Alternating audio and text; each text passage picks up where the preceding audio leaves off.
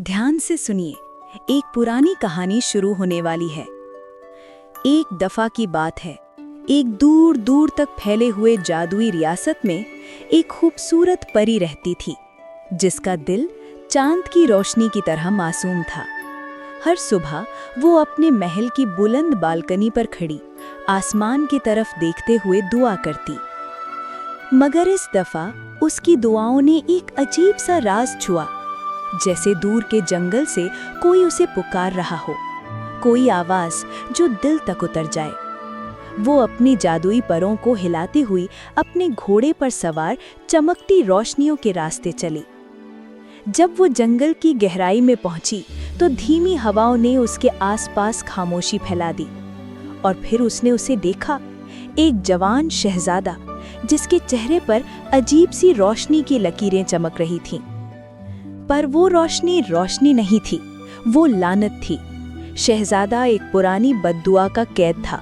उसकी आंखें दर्द से भरी हुई, मगर उम्मीद का एक छोटा सा नूर उन्हें बरकरार रखता।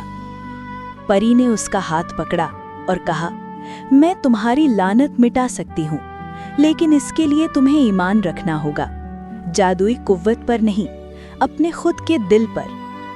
मगर जब दोनों आगे बढ़े तो आसमान गरज उठा।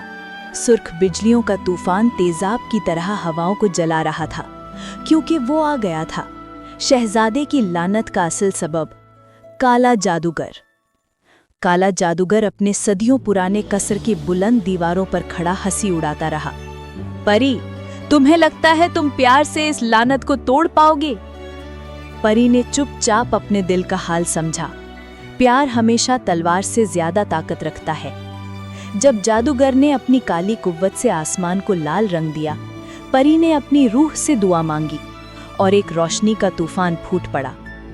वो रोशनी ना सिर्फ लानत तोड़ गई, बल्कि शहजादे के दिल का बोझ भी साफ कर गई।